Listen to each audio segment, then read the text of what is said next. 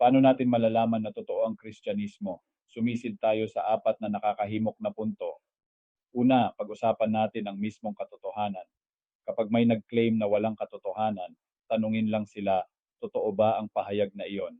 Ito ay isang pag-aangkin ng katotohanan sa kanyang sarili. Ngayon, sa pangalawang tanong, umiiral ba ang Diyos? Nakakatuwang isipin na kung may nilikha, dapat may lumikha. Kahit na ang mga ateista ay kinikilala ang pagkakaroon ng isang nilikha. Sa katunayan, si Stephen Hawking mismo ang nagsabi, halos lahat ngayon ay naniniwala na ang universo at ang oras mismo ay may simula sa Big Bang. Ito ay humahantong sa amin upang pag-isipan kung ano ang nagdulot ng hindi kapani-paniwalang paglikha na ito. Ano man ito, ito ay dapat na pambihira. Ang ikatlong punto ay tungkol sa mga himala.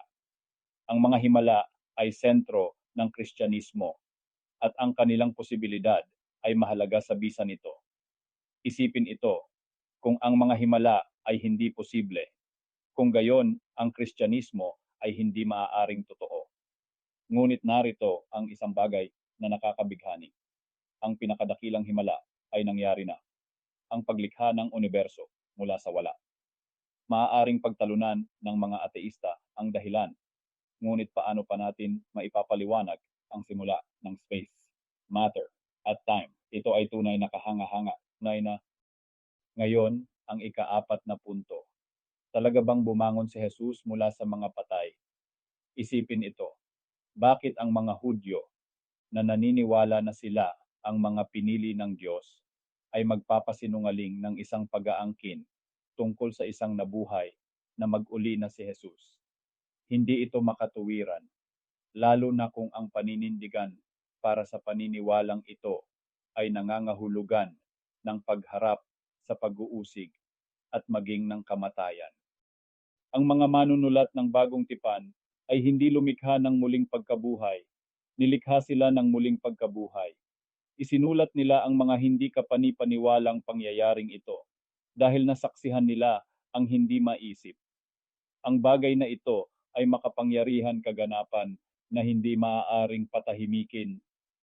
Finally, isaalang-alang natin ang mga turo ni Jesus.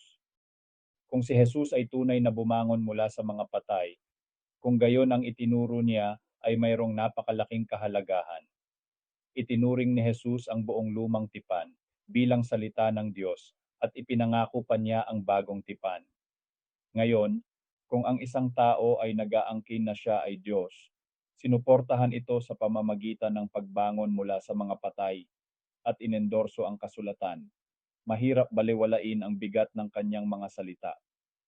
Kaya, kapag pinag-iisipan mo ang katotohanan, ang pag-iral ng Diyos, ang posibilidad ng mga himala, at ang muling pagkabuhay ni Jesus, nagiging maliwanag na ang Biblia ay nagtataglay ng malalim na katotohanan sa loob ng mga pahina nito.